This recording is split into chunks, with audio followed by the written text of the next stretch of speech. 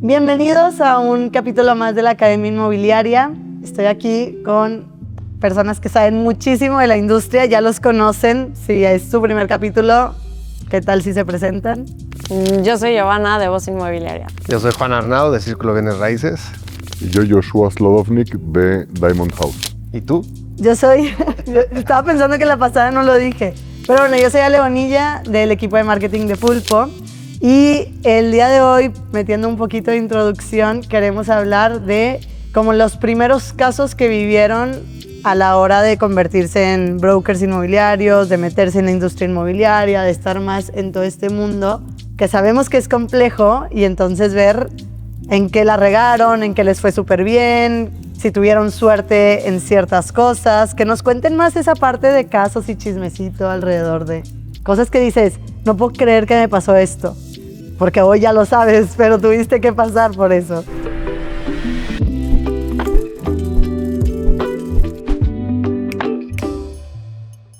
Yo creo que la primera es el tema de los expedientes completos. Muchas veces al principio creías que por la confianza te daba pena pedirles documentos como el acta de matrimonio, la sentencia de divorcio, cosas que son súper importantes, y por no quedar, o sea, por la pena, ¿no?, de decirle al propietario, oye, dame el acta de divorcio, al final te puedes meter en un problema. Creo que esa parte... ¿Pero por qué? Porque no la... O sea... Porque ya, o sea, como que, por ejemplo, caso real, actas de divorcios de papás de amigos míos que yo tengo, ¿no? Y que mis amigos no, y obviamente las tienes que tratar con esa seriedad. Claro. Y al principio pues te da pena, sabes que está divorciada la mamá de tu amigo, te da a vender su casa y no le pides la sentencia. Y a la hora de vender resulta que tiene que firmar el ex esposo, o no, y te enteras después. Son cosas que pues con la pena tienes que atreverte a pedirlo y tratarlo. Para ahorrar procesos en el futuro. Claro, y tratarlo con esa sorpresas. discreción, ¿no? O sea, tratarlo Claro. con esa discreción de que es algo súper delicado y con esa profesionalidad como de psicólogo, ¿no? O sea, me lo cuentas, pero no lo puedo repetir. Claro.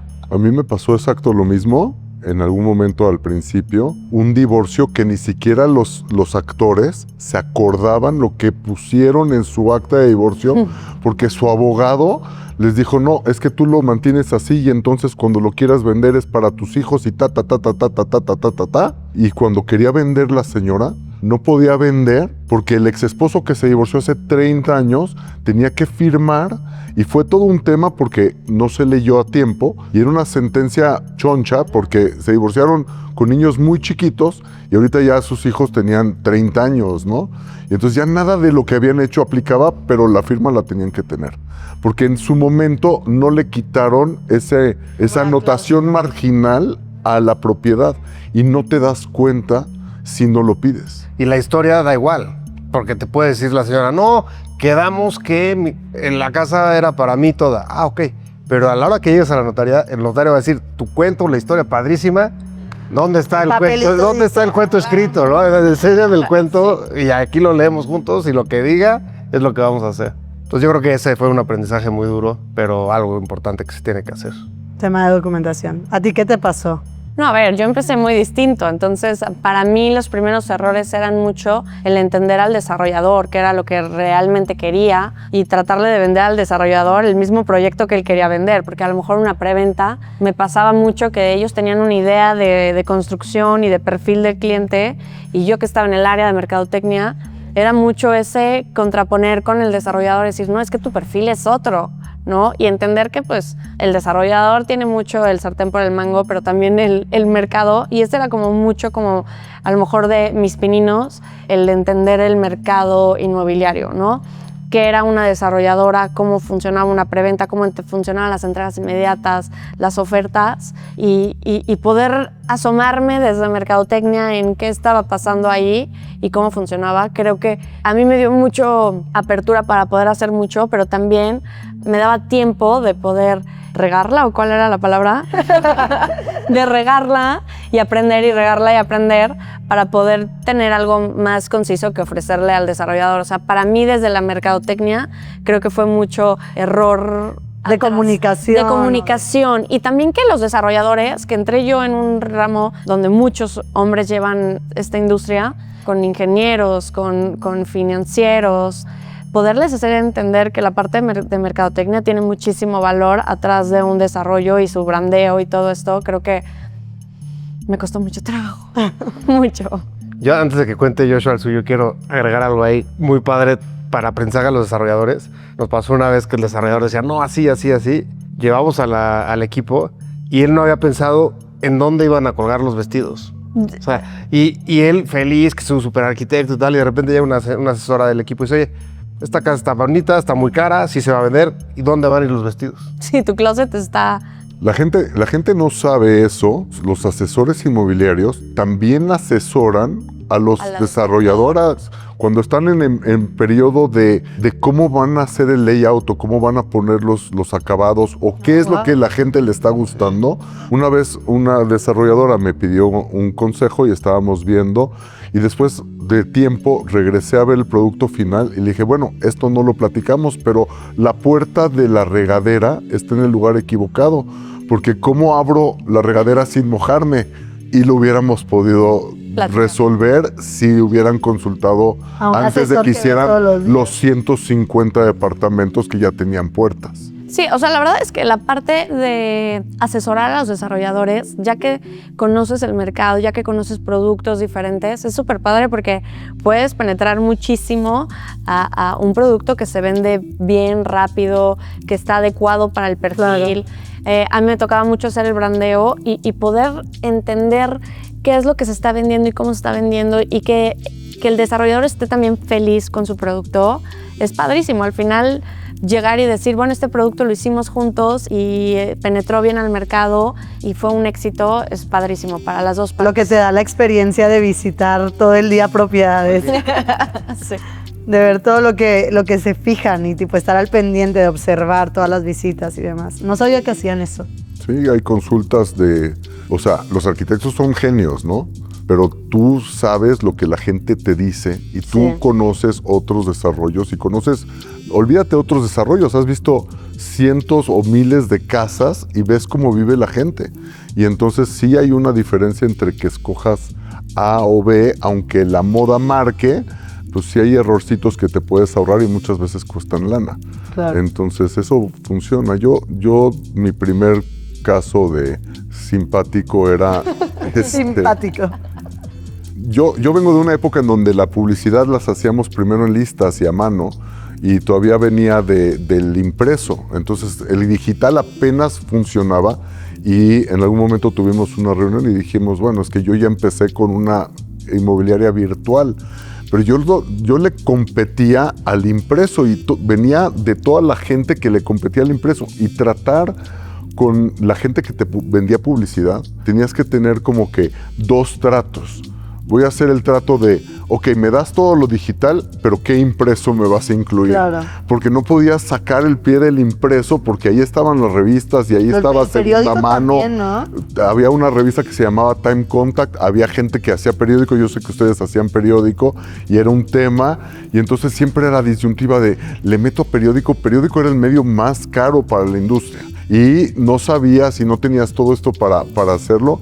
Y yo creo que eso fue simpático al principio para hacer entender a la gente que pues yo tenía mi oficina en el oriente de la ciudad, pero que la gente que vendía, mi ex socia, estaba con el equipo de ventas en el poniente, ¿no? Y nosotros ya estábamos como con esa parte de tener una oficina virtual, que no existiera una oficina física, aún en ese momento, y había que explicarlo, porque a la gente le gustaba ver una oficina física. O sea, ese cambio de que ahorita ya todo el mundo es virtual y coworking y todo eso, vino después. ¿Y cuál fue y cómo la regaste en ese proceso? Pues, ¿cómo la regaste en ese proceso? Trabajabas el doble o el triple, hacías errores, gastabas posiblemente de más, no medías nada. O sea, todo era muy manual. Yo sí puse un sistema al principio, pero nunca me di a la tarea de aprender lo que el sistema iba a hacer por mí, porque para mí era suficiente que el sistema existiera y que fuera donde yo podía meter mis propiedades para organizarme, por lo menos para no... O sea, pero todas las difusiones en todos los portales, había una personita que se sentaba en las computadoras a cambiar uno por uno de los portales, ficha por ficha, porque no había... Una conexión entre nada. Así fue. Oye, yo sí la regué una vez y me mandé a imprimir gallardetes y flyers, miles, con un teléfono que no era. No. Y el desarrollador lo había pagado. Para arreglarlo tuve que mover cielo, mar y tierra, porque pues ya estaba todo impreso, o sea, ¿no? Es más, una persona muy cercana al equipo fue la que dijo, oye, marqué y nadie contestó. Y yo, a ver, déjame reviso. Y cuando veo, claro, el teléfono estaba mal, todo diseño vuelto loco, la de diseño gráfico llorando, ¿no? O sea, estábamos muy preocupados por lo que estaba pasando porque no queríamos que el desarrollador, bueno, viera esa inversión tirada a la basura, ¿no? Y bueno, pudimos arreglarlo haciendo unos cambios telefónicos y nos ayudó la compañía. Todo se pudo resolver, pero esas 7 horas de estrés para que pase eso fueron fuertísimas. Fue, Claro. ok, aquí no revisaba una persona, revisan todos, ¿ok? Eso es como súper importante porque la inversión no era nuestra, era el dinero de la desarrolladora y está Claro. invirtiendo en una agencia inmobiliaria que lleva la mercadotecnia de todos sus desarrollos. Creo que eso fue donde aprendí a revisar perfectamente. Todo muy bien. Todos los números, sí, todo. Sí, y ahorita ya nada más te metes al portal y lo cambias y listo. Y te metes a la plataforma, cambias, listo. Bueno, una gran regada, y esa sí tuvo consecuencias legales. Ala. Una persona puso un anuncio que el precio estaba mal. Más barato, más caro. Más barato. Un error de dedo. Era más barato y sucedió que un estudiante de leyes nos hizo lo que se llama una oferta pública. Llevó a un notario que testificó la validez del anuncio que estaba viendo en internet y mandó una oferta que dijo, yo quiero comprar esta propiedad al precio publicado. Eso se llama una oferta pública, cuando tú publicitas lo que sea, y es lo que le pasa a Walmart, que Sí, de pronto te compras de a peso el iPhone. ¿Por qué? Y le cuesta a Walmart el error. Sí, a Cartier le pasó con un Sí. anillo, no sé con qué, y se hizo viral. Y ese tipo de errores son terriblemente complejos porque cuando yo recibí la oferta y que venía con toda la legalidad que habían puesto, el escrito legal que me mandó este estudiante de leyes era un notario amigo. Y entonces le dije, tengo este problema, ¿qué tengo que hacer? Porque uno no es el dueño de las propiedades. Claro. Entonces tú las publicitas, pero Sí, no puedes tu vender. limitación del error humano, o sea, te tendrías que ir a un juicio y aclararlo y A y B, pero eso a alguien le va a costar, similar a equivocarte en el teléfono. Y entonces, por suerte, este notario que hizo la fe pública, pues también era el profesor y platicó con el alumno y le dijo, espérame, una cosa es que estemos hablando de un caso hipotético y otra cosa es que te vayas a hacerlo en vivo.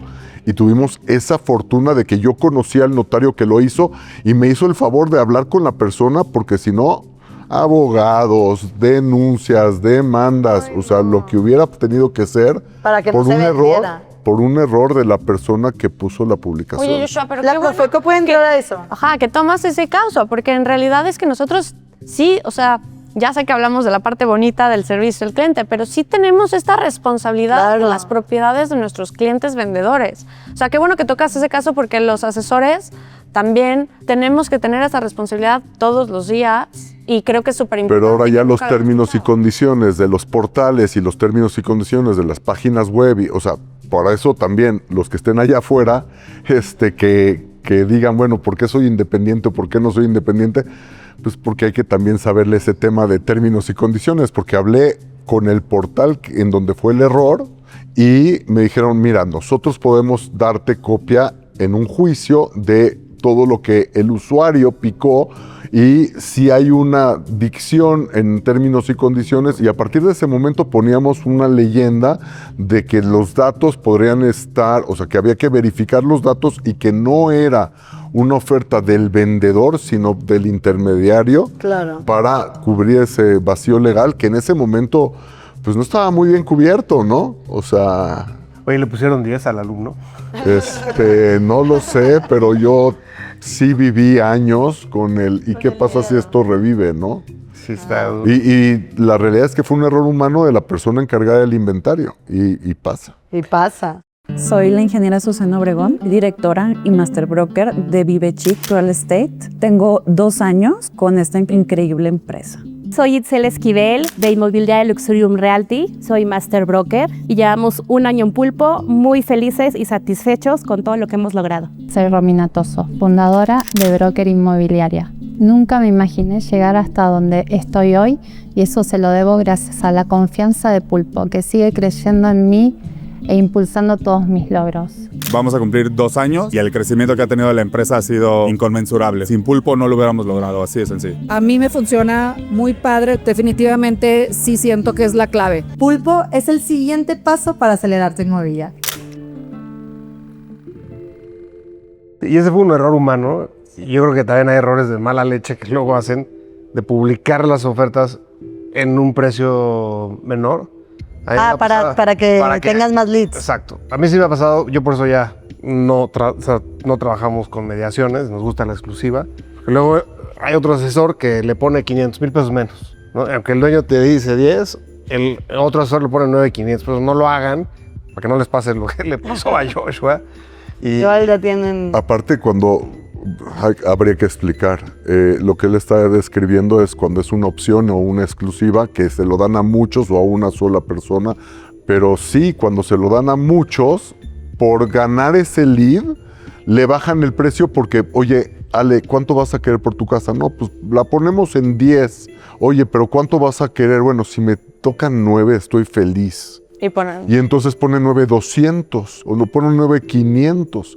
Y entonces uno tiene un margen de negociación que es el millón, porque tú querías ponerle en 10 para sacar 9,800, pero el otro te va a 9,500 y tú ya perdiste. En ese momento acabas de perder $500,000 pesos. Claro. Entonces, cuando no todo el mundo tiene el mismo precio y el propietario no lo está cuidando, pues le va a costar al propietario. Al propietario le va a costar el tema del precio, pero también le va a costar que el cliente que se metió a la plataforma que haya sido está viendo repetida la misma propiedad 3, 4 veces con diferentes fotografías, con diferente precio y no va a creer que esa propiedad es una propiedad seria. Entonces, el tema de exclusivas comercial es muy... Me encanta que yo ya se apropió del comercial, ¿sí? Es que sí es real, o sea, cuando nos dicen, oye, pero ¿por qué estás cobrando una comisión del 5% masiva y por qué esto y por qué el otro? Es porque todo lo que estamos platicando es cuidar a los clientes y cuidar una propiedad para que se venda es así de sencillo como lo que está platicando Joshua. sí, y ahí fue una regada que nos pasó, tomarla en mediación, hicimos la negociación, se aceptó y a la hora de la firma del contrato llegó el comprador con las impresiones, traía impresos los otros anuncios más baratos. Claro. Digo, oye, habíamos acordado X, pero aquí hay Y y son 400,000 pesos menos. ¿Y qué dijo el vendedor? El vendedor se quedó callado y el comprador dijo, y todo va, y ahí cámbienle, en lugar de ponerle 10, ponle 9,400 y va para adelante. Y fue, o sea, se puso muy, muy intensa la cosa. Y el vendedor pues, aceptó el error de haberlo dado a todo mundo. Sí, pero también se pudo haber puesto como que... Pues sí, pero ya estábamos acordados. O sea, ya estábamos ahí. Y fue una cosa muy desagradable. Y esas cosas pasan no cuando empiezas, siguen pasando todos los días. O sea, la gente no sabe, ese vendedor que dice yo lo vendo solo, no sabe con lo que se puede enfrentar, porque no sabe tampoco quién es el comprador. O sea, un vendedor normal que dice, bueno, yo la vendo solito, trato directo. Le van a hablar, en lugar de 10 clientes, 9 asesores inmobiliarios y un cliente. Hasta que se desespere y después con la desesperación se lo va a dar a todo el mundo. Claro. Y después va a tener que nadie esté revisando nada. Nos acaba de suceder una propiedad que la revisión se hizo y se hizo la revisión de todo, pero en el régimen de condominio, a la hora de hacer la escritura, venía que era un estacionamiento y esta persona compró 2 estacionamientos. Y en el régimen decía, bueno, es que cada uno tiene un estacionamiento y en alguna asamblea se tomaron áreas para un segundo estacionamiento para todos, pero ese no estaba en el régimen. Y entonces la compradora dijo, así yo no compro, hasta que el notario no dio una salida de, bueno, que nos den una copia fiel de la venta anterior, en donde esté el plano registrado y yo doy fe de ese plano de que a ti te corresponde ese segundo estacionamiento, para que no haya duda. Y entonces de esa manera se resolvió. O sea, los casos de terror o esas regadas o lo que pasa en el día con día, pasa por 100,000 razones, porque muchas veces te encuentras propiedades que tiene su título de propiedad de 1960 Y muchas veces te encuentras la propiedad que hicieron hace 10 años, pero que lo hicieron de una manera diferente y entonces pasan cualquier tipo de cosas. Otra cosa de estacionamientos que me sucedió hace no mucho es que una propiedad en un condominio que se hizo en los años 60, en algún momento decidieron que las bodegas se iban a demoler y generar más cajones. Y entonces si tú tenías tu bodega, podías demolerla y hacerte el segundo cajón. Y así todo el mundo iba a tener 2 cajones. Entonces el predial sigue como bodega. Y entonces tienes un predial de bodega y un predial de cajón, porque tiene todo individualizado. Y entonces tienen un problema. Y arreglar ese tipo de cuestiones, pues requieren tiempo, requieren gente especializada, requieren muchas veces cosas que un asesor inmobiliario no sabe hacer. ¿Por qué? Porque no nos dedicamos a eso. O sea, nosotros tenemos ciertas cosas que tratamos de ayudar o decirle a la gente cómo navegarlo o darles una recomendación de ve con aquella persona, pero nosotros no somos todólogos. Nosotros, y es algo que los clientes no entienden. Porque a veces sí parece. Sí, es cierto, sí, es Sí, cierto. hay veces que se hacen, hay veces que sí se meten en demasiadas cosas. Sí, Los clientes Sí. piensan que nuestra función es arreglar todos sus problemas, cuando nuestra función es la parte comercial de poner la propiedad, encantar al mercado, buscar una buena negociación y llevarlo a buen fin. Todos los intermedios que pueden salir mal son obligaciones del que vende y muchas veces te las hacen a ti como si fuera tu culpa. Como que no puedo vender si tú no resuelves esto. Porque ellos no tenían sus papeles en orden o porque ellos no tenían el conocimiento o porque, o sea, tenemos una corresponsabilidad, pero no podemos ser todólogos. Sí, muchas veces son errores de terceros, ¿no? O sea, que el registro, la notaría, el Infonavit o el banco. Hay muchas veces que hay cosas que ya no sabes. Me ha tocado cancelar hipotecas de bancos que ya no existen. O sea, que de repente te llega Banco del Atlántico y trae ahí el gravamen que nunca se quitó, pero hay que ir y resolverlo, ¿no? Y de ese tipo de cosas son... Y que ni siquiera se acuerdan. ¿Qué? Ni siquiera se Que lo acuerdan. habían sacado. Me tocó una fianza hace no mucho, que fue una fianza de 1972, que está vencida en 1982, pero así igual se tiene que quitar la anotación marginal, que tarde o temprano tienes que ir, igualito, ya la financiera no existe, tienes que ir a hacer un procedimiento, o sea, son para todos los propietarios que piensan que sus cosas están al derecho, revisen sus papeles. Oye, pero es lo más padre del ramo inmobiliario. O sea, lo padre que nos Nunca te dediquemos. aburres. Nunca te aburres. O sea, el mercado es dinámico, está cambiando todo el día, todo el tiempo. O sea, cada hora ya se vendió un departamento, ya cambió la lista de precios. Y aparte, cada operación es un mundo. O sea, no se parecen una con la otra. Y Claro. las que son parecidas tienen muchas partes que aprendes, ¿no? En cada operación. Sí, y de los dos lados, yo creo que son únicas, porque de los dos lados hay dos partes que están muy nerviosas, ¿no? El que vende y el que compra. El que vende se está deshaciendo de un activo que le costó mucho dinero hacerse de él, y el que compra se va a meter un compromiso. Claro. Y los dos están nerviosos, y los dos desconocen el proceso porque a lo mejor no lo han hecho tantas veces. Y es nuestra chamba darles esa tranquilidad de que sepan que están con alguien profesional y que sabemos lo que estamos haciendo. Total. Pero cuando empezaste, eran 3 personas nerviosas. El vendedor, el comprador y tú. Porque tampoco sabías. Y como cada uno es diferente, cada vez que tú vas con un banco, le tienes que preguntar al banco cuál es la política de pago. ¿Por qué? Porque Porque es diferente pueden cada cambiar entre esta operación y la que sigue y que la mecánica de pago la hayan cambiado y ya no es igual. Y tú le dijiste, no, es que te van a depositar así y ahora no, pues vas a recibir del Infonavit en 2 semanas. ¿Cómo no me dijiste? Bueno, pues es que lo en cambiaron. resumen, siempre eres novato en esta industria. No, Siempre novato no, ya sí. se la sabe. Ahí, para explicar lo de la dinámica de pago, hay veces que el banco le paga al comprador y el comprador le paga al vendedor. Ok. Y hay veces, últimamente más, el banco ya no le paga al comprador, sino le paga directamente al vendedor. Pero le paga hasta después de haber firmado. Y el vendedor dice, no, yo firmo cuando me caiga la lana. Claro. Pero si no firmas no te va a caer la lana. Por eso estamos en notaría 4 horas. Eso es importante Sí, sí, explicar. de que todo el... Y yo una vez le vendí una casa a un notario. Y cuando el notario firmó, hasta nos echamos el chiste, no, pues tú firmas diario. Y me contestó, sí, pero no la mía. O sea, esta sí estoy nervioso. O sea, esta firma. ¿En serio? ¿Es nervioso? Bueno, a mí me tocó una vez, para mí, comprar un remate bancario Y todo el mundo piensa que los remates es, sí, todo el mundo va si compras un remate. Yo cuidé mucho lo que iba a comprar, pero los remates bancarios, el que yo compré, tenía que depositar el 100% al banco porque ellos ya tenían la propiedad con dominio, o sea, podías entrar y conocerla, pero una vez que tú ya les depositabas, entonces el banco daba la instrucción. No había nada firmado, nada, más que tú mandaste una oferta. Y después de depositar les mandaban la instrucción para que se tirara la escritura.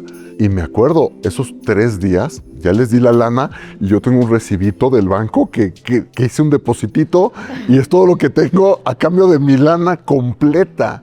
Y sí hasta que no te mandaban ellos la orden de que tiraran la escritura a tu nombre, ¿no? Y dices, ay Dios, ¿en qué me metí? Y había pedido dinero prestado porque pues yo lo vi como una buena oportunidad y el dinero ni siquiera era mío. Y entonces... Sí, estabas nervioso.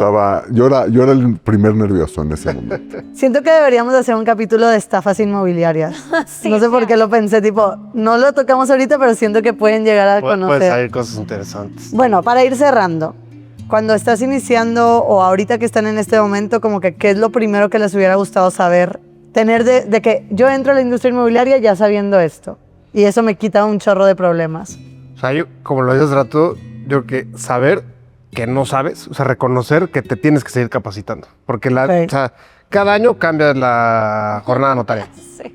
Cada año hay un ajuste en la reforma fiscal y cada año se trata diferente el impuesto sobre la renta. Entonces, Por más, o sea, capacitación. constante capacitación. Eso es lo que, con eso yo creo que le pegas a todos los consejos que te puedan dar. A mí el consejo, creo que lo dije en alguna ocasión. Yo tuve la fortuna de cuando empecé este negocio con mi ex socia, ella era experta en ventas y pues estábamos armando el negocio, ¿no? Y platiqué con un amigo que tenía una inmobiliaria y me dijo, lo que tienes que hacer es siempre ser completamente ético y ponte a estudiar. Ponte a estudiar. No es de a ver cómo le vas haciendo. Claro. Y entonces, pues, lo tomé con mucha seriedad y entonces no empecé el día 1 hasta que no tenía todos mis contratos armados, hasta que no sabía de qué se estaba tratando, porque aunque tiene muchos años, pues, tiene mucho peso. Pero a la gente que no empieza una empresa, sino que está empezando en el rubro, lo hemos dicho innumerables veces, el que piensa que todo lo sabe y que puede solito porque vendió la casa del primo, metas una inmobiliaria en donde tengan todo armado, toda la infraestructura, todo el apoyo y que por lo menos aprendan en donde la gente que lo está haciendo o tiene un área legal o son buenos o tienen mucha experiencia, o tienen un área de marketing o son buenos o tienen mucha experiencia. Pero todo esto, o sea, ser asesor inmobiliario implica muchas cosas que son más que abrir una casa o que convencer a una persona que está bonita, porque sí hay mucho labor atrás. Total. La verdad es que yo estoy muy feliz de cómo empecé, de llevar desarrolladores, llevar mercadotecnia, llevar comercial, llevar todas las partes. Me ha ayudado mucho a poder estar en donde estamos con vos. ¿Qué me hubiera gustado saber? Que iba a ser muy difícil el entender el mercado día a día, justo lo que estamos platicando. O sea, el estar estudiando todo el tiempo el mercado, estudiando las propiedades y a los clientes. Creo que si me hubieran dicho eso desde un principio hubiera entrado más rápido. Claro. O sea, soy muy feliz estudiando siempre el mercado. Buenísimo. Bueno, pues muchas gracias por un capítulo más, por escucharnos, por estar aquí. Si quieren que toquemos algún tema en específico, lo pueden dejar en comentarios. Pongan la campanita y suscríbanse. Y bueno, hasta la próxima. Chao. Bye.